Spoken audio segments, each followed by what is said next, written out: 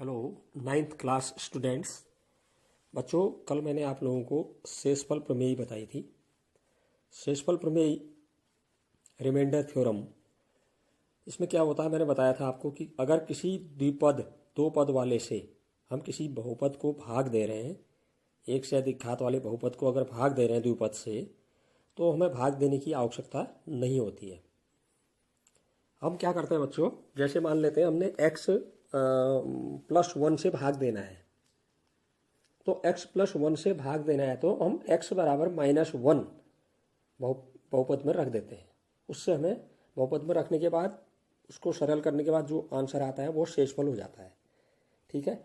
अगर हम x +2 से भाग दे रहे हैं तो x बराबर हम -2 रख देंगे दिए गए बहुपद में, और उसको हल कर लेंगे, सरल करके जो आएगा वो शेषफल हो जाएगा। अगर हम x -2 से भाग दे रहे हैं तो हम x बराबर +2 रखेंगे। ऐसा आता क्यों है? देखिए, जैसे मैंने कहा x +2 से हम भाग दे रहे हैं, तो जिससे हम भाग दे रहे हैं द्विपद, उसको पहले शून्य के बराबर रख दो आप कहीं पर रफ में। x +2 से भाग दे रहे हैं तो x +2 बराबर 0 लिख दीजिए। अब 2 का पक्षांतर दाईं ओर कर दीजिए, ट्रांसपोज कर दीजिए। पक्षांतर करने पर चिन्ह बदल जाते हैं, आप जानते हैं।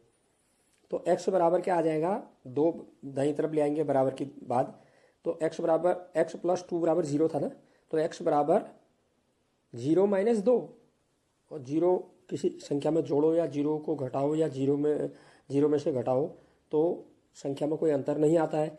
तो x बराबर 0 - 2 माने x बराबर -2 हो गया।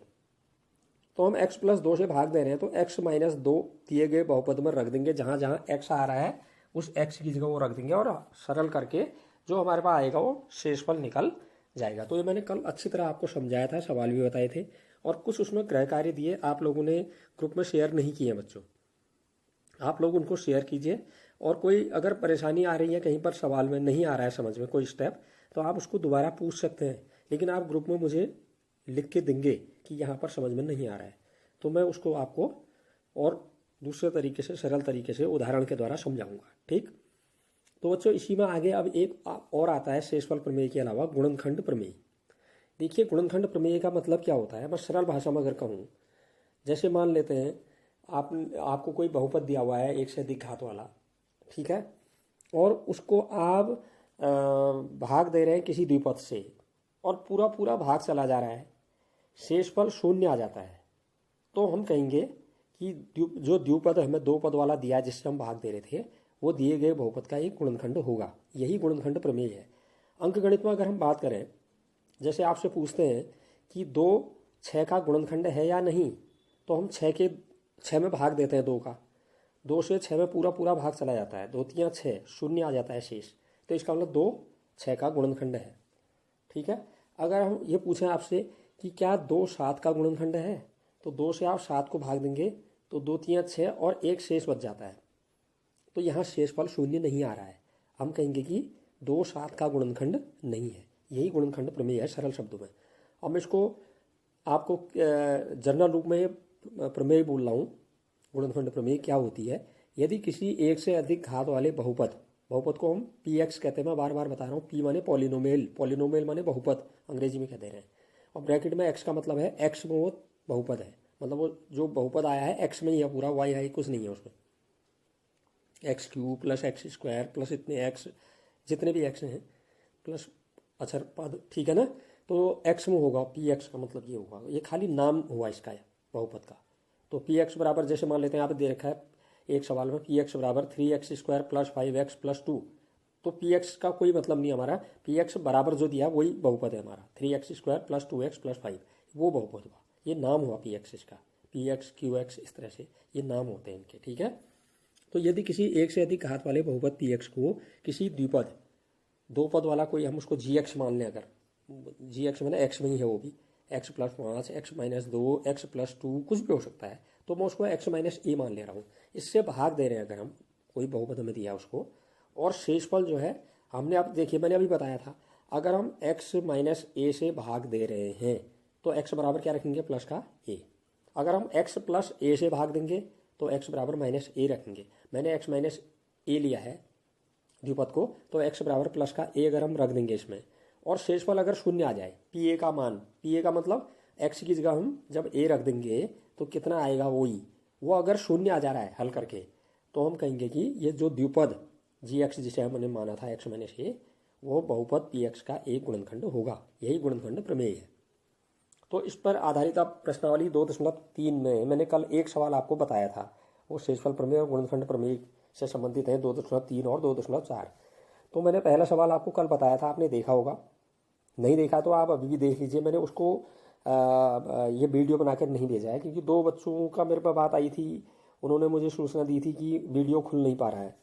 तो बच्चों अब ऐसा कुछ बच्चों के तो वीडियो खुल ही रहा होगा, और जिनके स्मार्टफोन है और जहाँ पर नेटवर्क रहता है तो वहाँ मैं वीडियो बहुत बड़ी भी नहीं बना रहा हूँ।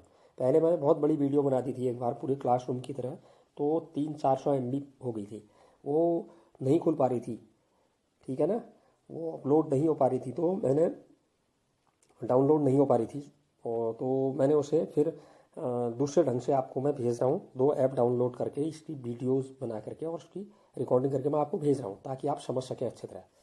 तो 2.3 प्रश्नावली का दूसरा प्रश्न है बच्चों, ये प्रश्न है एक्स क्यूब, क्यूब माने 3 घात, घन, हिंदी में घन कहते हैं, क्यूब माने 3 घात को कहते हैं। एक्स क्यूब या एक्स की घात 3 minus A X square plus 6x minus A, ये बहुपद दिया है। इसको x माइनस ए से भाग देने पर शेषफल ज्ञात कीजिए। अभी बताया मैंने कैसे निकालते हैं शेषफल। भाग किससे देना है? x माइनस ए से। तो मैं मतलब यहाँ पर जो हमें बहुपद दिया है उसको पी एक्स अगर मान लूँ, एक्स में है पूरा, अगर मैं इसको पी एक्स मान लूँ तो पी एक्स बराबर हमारा है एक्स की घात 3 minus A X square plus 6x minus A. अब इस बहुपद को एक द्विपद से भाग देना है, वो द्विपद हमें दिया है x माइनस ए। तो शेषफल ज्ञात करने के लिए मैंने क्या कहा अभी आपसे, x माइनस ए से भाग दे रहे हैं तो x बराबर प्लस का a रखेंगे, ठीक है। तो x बराबर प्लस का a दिए गए बहुपद में रखने पर शेषफल हमें प्राप्त हो जाएगा। तो x बराबर a दिए गए बहुपद में रखने पर शेषफल बराबर, अब जहाँ जहाँ आपका बहुपद में x आया है वहाँ वहाँ a रख देंगे x की जगह। पहले x क्यूब था तो x की जगह a रख दिया, उसको ब्रैकेट में लिख के क्यूब लिख दिया, बाहर से 3 घात उसकी, ऋण a की जगह a ही लिखा, फिर x स्क्वायर था, x की जगह a लिखा, उसका स्क्वायर कर दिया, ठीक है। फिर प्लस 6 की जगह 6 लिख दिया, इंटू x था, x की जगह फिर a लिख दिया, और लास्ट में माइनस a को ऐसे ही उतार दिया, ठीक है। अब ए पहला वाला है a का क्यूब, माने a क्यूब ही हुआ, a की घात 3 लिख दिया उसको, फिर माइनस, अब a से a स्क्वायर गुणा होगा। मैंने आपको बताया घातांक के नियम परसों, a में ऊपर कोई घात नहीं है तो 1 घात है, दूसरे a में 2 घात है ऊपर, तो इनका आधार बराबर है a है। गुणा करने पर आधार एक समान है तो आधार को एक ही बार लिखते हैं और घातें जुड़ जाती हैं। पहले वाले a में 1 घात है, दूसरे वाले a में 2 घात है, 2 और 1 3 घात, a की घात 3 आ गया है, माइनस a की घात 3, फिर प्लस 6 से a मल्टीप्लाई हुआ 6a, लास्ट में माइनस a। अब 1 की घात 3 1 प्लस का है, 1 की घात 3 1 माइनस का है। बीजगणित में 2 राशियाँ अगर बराबर है, एक प्लस में एक माइनस में तो कट जाती हैं। अब बचा हमारे पास 6a माइनस a, 6a में से एक a कम हो गया, बराबर 5a, ये शेषफल हमारा आ गया। तो दिए गए बहुपद में हमने x माइनस ए से भाग दिया तो हमारा शेषफल हमें मालूम हो गया, ठीक है। अच्छा, अब तीसरा प्रश्न देखिए बच्चों, तीसरे प्रश्न में क्या कह रहा है, ये कह रहा है जांच कीजिए कि 7 plus 3x cube plus 7x का एक गुणनखंड है या नहीं। अब हमने ये जांच करनी है यहाँ पर कि 7 प्लस 3x जो द्विपद है ये, ठीक है, ये दूसरे वाले बहुपद जो हमें दे रखा है 3x की पावर 3 प्लस 7x, इसका गुणनखंड है या नहीं है। अभी मैंने गुणनखंड प्रमेय बताई है। अगर हम 7 प्लस 3x से इस बहुपद को भाग दें और भागफल जितना भी आए, शेष कितना आ जाना चाहिए? 0। अगर शेष 0 आ जाता है तो क्या हो जाएगा? ये इसका गुणनखंड हो जाएगा, ठीक है। तो 7 प्लस 3x से बहुपद 3x की घात 3 धन 7x को भाग देने पर 0 प्राप्त होगा, तो हम कहेंगे कि 7 प्लस 3x इस बहुपद का ये गुणनखंड है।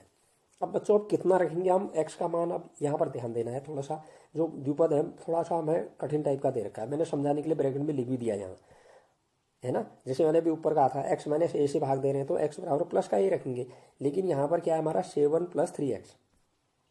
पहले आप रफ में क्या करेंगे, इस 7 प्लस 3x को बराबर 0 रख देंगे कहीं रफ में, फिर x का मान निकालेंगे। 7 प्लस 3x बराबर 0, इसलिए 3x बराबर 7 को आप दाईं तरफ लाएंगे माइनस का हो जाएगा, 0 को नहीं लिखते हैं कहा मैंने, तो 3x बराबर माइनस का 7 हो जाएगा, इसलिए x बराबर क्या आ जाएगा?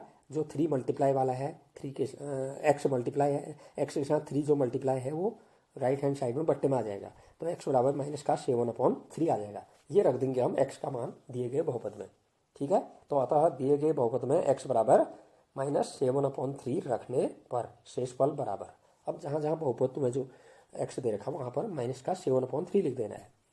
तो पहला था बहुपद में 3x की घात 3 को तो ऐसे लिख दिया, गुणा x की जगह लिख दिया हमने ब्रैकेट में -7/3 अभी आया है जो, की घात 3 लिख दी ऊपर, 3 घात थी, प्लस फिर था 7x, 7 की जगह 7 लिखा, इंटू x की जगह -7/3 ब्रैकेट में लिख दिया, क्योंकि माइनस का नंबर हमेशा ब्रैकेट में लिखना चाहिए, क्योंकि गुणा करने पर चिन्ह बदल जाते हैं। अब पहला 3 ऐसे लिख दिया आपने। अब यहाँ पर 3 घात है बच्चों, मैंने ये बताया है आपको, कोई भी अगर ऋण की संख्या है और उसकी घात अगर विषम होती है, विषम माने उसकी घात 3 है, 5 है, 7 है, 9 है, तो हमेशा ऋण में ही आएगा। अब ये 7 की 3 घात माने क्या हुआ, 7 × 7 × 7, 7 × 7 × 7, 7 7 49, 49 7 343, लेकिन माइनस में आएगा क्योंकि घात विषम है, ऋण की संख्या है ब्रैकेट में और घात विषम है तो ऋण में ही आएगा, माइनस का 343 आ गया, ठीक है। अपॉन 3 को भी 3 बार गुणा करेंगे, पूरे ब्रैकेट में 3 घात है, तो 3 × 3 × 3, 3 3 9 3 27 आ गया। फिर माइनस, अब देखिए ये दो संख्याएं गुणा में है बाद वाली, 7 प्लस का है और -7/3 माइनस का है, एक प्लस का एक माइनस का जब गुणा करते हैं प्लस को माइनस से तो माइनस में आता है, बीच में माइनस लिख दिया मैंने। अब ऊपर 7 से 7 मल्टीप्लाई हुआ, 7 7 जा 49/3, ठीक। अब बच्चों ये जो शुरू में 3 गुणा -343/27 था, ऊपर के 3 से नीचे 27 9 बार कट गया, ये गुणा में है दो चीज़ें, दो पद इसलिए, ठीक है। और -49/3 ऐसी रहा लास्ट वाला। अब पहला पद क्या बच गया हमारा, -343/9 और -49/3, इन दोनों का लॉसो क्या आ रहा है अपॉन में, इसका एक में अपॉन में 9 है, एक के अपॉन में 3 है, लॉसो आ गया 9, 9 का भाग 9 में एक बार, एक से ऊपर 343 को मल्टीप्लाई किया, माइनस का 343 ही आया, फिर माइनस है बीच में माइनस लिख दिया, फिर दूसरे के हर में 3 है, 3 से 9 को भाग दिया एलसीएम को 3 बार, 3 से ऊपर 49 को गुणा किया, माइनस का 147 आ गया। ये दोनों माइनस के नंबर हैं तो दोनों जुड़ेंगे लेकिन माइनस में ही आएगा, माइनस का 490/9, जीरो नहीं आ रहा है, मतलब यहाँ पर शेषफल शून्य प्राप्त नहीं हो रहा है। अतः 7 + 3x 3x³ + 7x का गुणनखंड नहीं है। ये आपको समझ में आ गया अच्छी तरह, देख लीजिए आप एक बार अभ्यास कीजिए। आज मैं और भी एक बताऊंगा आगे को, लेकिन उसके बाद फिर गृह कार्य भी दूंगा, आप इसका एक बार अभ्यास अवश्य करना समझने के बाद। अब बच्चों यहाँ पर अगली प्रश्नावली आ रही है, ये वाली प्रश्नावली पूरी हो गई 2.3, तो प्रश्नावली 2.4 में भी यही गुणनखंड प्रमेय का ही हमने प्रयोग करना है, शेषफल प्रमेय और गुणनखंड प्रमेय का। ये पहला सवाल है बच्चों, बताइए कि निम्नलिखित बहुपदों में से किस बहुपद का एक गुणनखंड x + 1 है। अब यहाँ हमें 4 खंड दिए हैं, पहला दूसरा मैं नहीं बता रहा हूँ, सरल है, तीसरा और चौथे में थोड़ा अंतर है, एक में वर्गमूल भी आया है इसलिए मैं तीसरा और चौथा बता रहा हूँ। पहला और दूसरा आप स्वयं करेंगे, जो मैं बता रहा हूँ उसी के आधार पर, और भी सरल है इससे भी, थर्ड और फोर्थ इससे सरल है वो, ठीक है। मेथड एक ही है बिल्कुल सेम, और इन सब के लिए हमने ये जांच करनी है, हमें 4 जो बहुपद दिए हैं उन सब के लिए ये देखना है कि x + 1 इन बहुपदों का गुणनखंड है या नहीं, एक एक करके सब में जांच करनी है, ठीक है। तो मैं यहाँ पर थर्ड और फोर्थ वाला पार्ट ले रहा हूँ। थर्ड वाला है x⁴ + 3x³ + 3x² + x + 1, और फोर्थ पार्ट है इसका x³ - x² माइनस ब्रैकेट में 2 + √2 ब्रैकेट बंद इंटू x + √2। तो बच्चों अभी हमने गुणनखंड प्रमेय में पढ़ा है कि कोई भी द्विपद किसी बहुपद का गुणनखंड कब होता है, तब होता है जब द्विपद से चर का मान बहुपद में रखने पर शेषफल शून्य प्राप्त हो जाता है। ठीक, शेषफल अगर शून्य आ गया तो हम कहेंगे कि दिया गया द्विपद दिए गए बहुपद का एक गुणनखंड है। तो अब द्विपद जो हमें दिया है वो तो मालूम है x + 1 है, और यहाँ बहुपद अलग अलग है, पहला अलग, दूसरा अलग, तीसरा अलग, चौथा अलग। हम तीसरे की बात कर रहे हैं, तीसरे खंड की। तीसरे खंड में बहुपद हमें दिया है x⁴ + 3x³ + 3x² + x + 1, मतलब x की घात 4 धन 3x की घात 3 धन 3x की घात 2 धन x धन 1। हम इसको अब ये जांच करना है कि x + 1 इसका गुणनखंड है या नहीं। अगर x + 1 का भाग इसमें पूरा पूरा चला जाएगा तो हम कहेंगे कि ये इसका गुणनखंड है, मतलब शेषफल शून्य आ जाएगा तो हम कहेंगे इसका गुणनखंड है। अगर शेषफल शून्य नहीं आएगा तो हम कहेंगे यह इसका गुणनखंड नहीं है, ठीक है।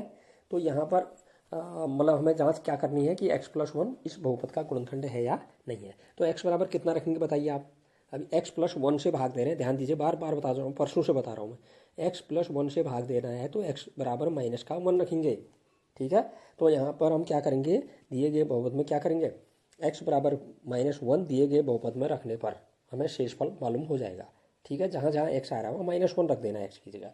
पहले एक्स की पावर 4 था तो एक्स की जगह माइनस वन रखा ब्रैकेट में, की घात 4 ऐसी लिख दिया, प्लस फिर था 3x की घात 3, 3 को ऐसी लिखा, एक्स की जगह माइनस वन लिखा ब्रैकेट में, उसकी घात 3 लिख दिया। फिर 3x स्क्वायर था, 3 लिख दिया, इंटू एक्स की जगह ब्रैकेट में माइनस वन लिखा, फिर उसकी 2 घात लिख दी, स्क्वायर लिख दिया। फिर प्लस, फिर एक्स था तो ब्रैकेट में माइनस का वन लिख दिया एक्स की जगह, फिर प्लस लास्ट में वन था, वन लिख दिया। अब नीचे वन की कितनी भी घात हो वन ही आता है, मैंने बार बार बता रखा है। एक को आप आपस में कितनी बार गुणा कर लो एक ही आएगा, एक की कितनी भी घात हो एक ही आता है। अब एक चीज़ और है, अगर माइनस में है संख्या ब्रैकेट में और उसकी घात अगर विषम है, विषम माने 3, 5, 7, 9, 11 इस तरह की घात अगर उसकी है तो माइनस में ही आएगा। और अगर सम घात है, 2 है, 4 है, 6 है, 8 है, सम घात है माइनस संख्या की तो प्लस में आता है। अब यहाँ माइनस वन की घात 4 है, सम घात है, वन की कितनी भी घात करो वन ही आता है तो वन ही आएगा, लेकिन माइनस का आएगा प्लस का क्योंकि सम घात है, ठीक है। फिर प्लस 3 ऐसी लिख दिया इंटू, अब माइनस वन की घात 3, माइनस की कितनी भी नहीं वन की कितनी भी घात करो वन ही आता है। अभी माइनस का संख्या है उसकी घात विषम है 3 तो माइनस में आएगा, तो माइनस का वन आ गया। फिर प्लस 3 इंटू माइनस वन की घात 2, माइनस की संख्या उसकी घात सम, प्लस में आएगा, वन की कितनी भी घात हो वन ही होता है। फिर उसके बाद प्लस है, ब्रैकेट के अंदर माइनस है, प्लस माइनस, प्लस से माइनस को मल्टीप्लाई करते हैं माइनस में आता है माइनस का वन, और लास्ट में प्लस वन था प्लस वन लिख दिया।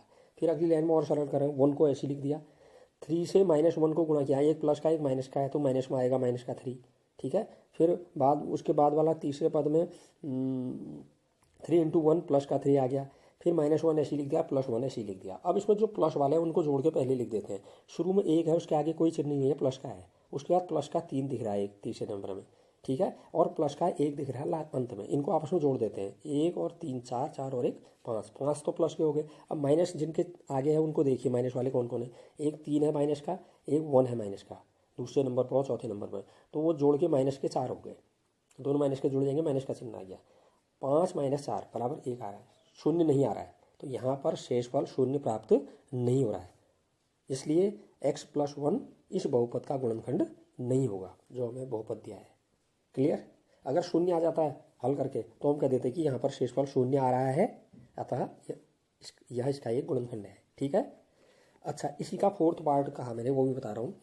फोर्थ पार्ट में जो बहुपद दिया है मैं, वह है x³ माइनस x² माइनस फिर ब्रैकेट में 2 + √2 ब्रैकेट बंद इंटू एक्स और प्लस √2, ये हमें बहुपद दिया है। इसमें भी हमने यही जांच करनी है कि x + 1 इसका गुणनखंड है या नहीं। तो बच्चों यहाँ पर x + 1 से भाग देंगे इसमें हम, और शेषफल अगर शून्य आ जाएगा हम कहेंगे गुणनखंड है, शेषफल शून्य नहीं आएगा हम गुणनखंड नहीं है कह देंगे। तो x + 1 से भाग देना है इसको, ठीक, शेषफल निकालने के लिए। तो x बराबर क्या रखेंगे, वही x + 1 से भाग दे रहे हैं तो x बराबर -1। तो दिए गए बहुपद में x बराबर -1 रखने पर शेषफल बराबर कितना आ रहा है, x की जगह -1 रख दो।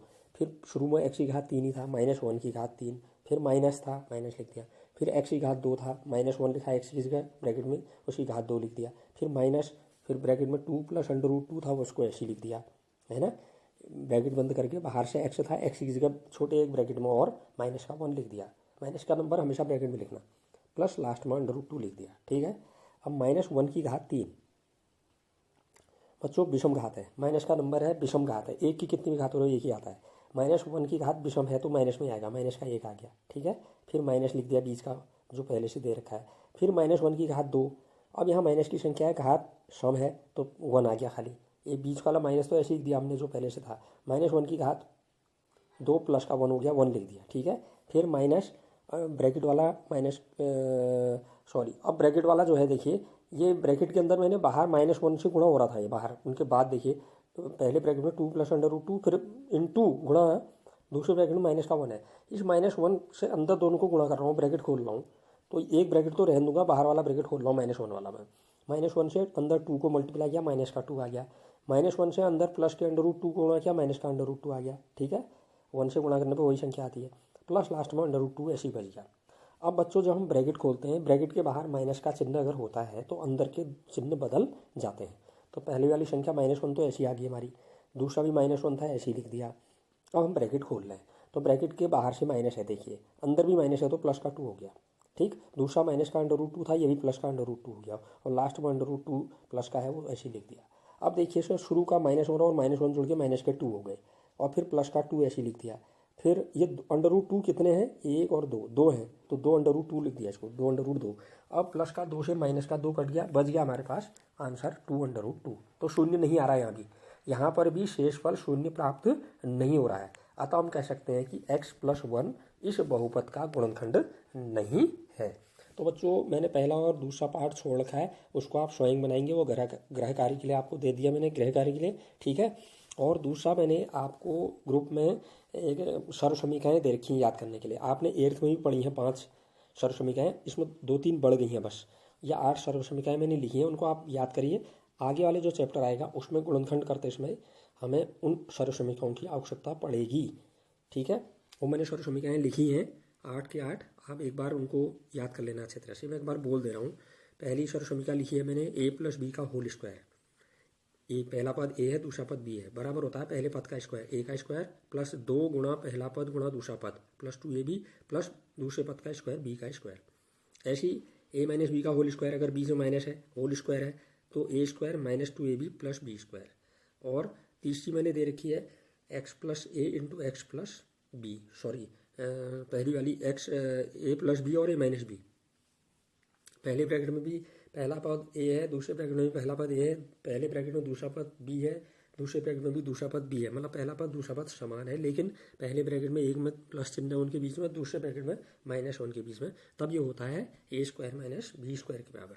और कभी कभी ऐसे आते हैं दो पद, हमारे पास दो ब्रैकेट ऐसे आते हैं कि दोनों ब्रैकेट में पहला पद तो एक सा होता है, दूसरा पद अलग अलग होता है, x+a × x+b, तब हम इसको क्या लिखते हैं, x² + a+b × x + a × b, ठीक है। और उसके बाद बच्चों ये तो हमारी आ गई, ये सर्व समीकरण हमने पहले पढ़ी हुई है 8th में, है ना। अब अगर 3 पद वाला दे रखा वर्ग वाला हमें x + y + z का होल स्क्वायर या a + b + c का होल स्क्वायर, तो ये बराबर होता है a² + b² + c² + 2ab + 2bc + 2ca, ठीक है। अब क्यूब वाली भी आती हैं, 3 घात वाली भी सर्व समीकरणाएँ हैं आपके इसमें 9th में। तो a + b का होल क्यूब है जैसे, तो यह आता है a³ + b³ + 3ab ब्रैकेट में a + b।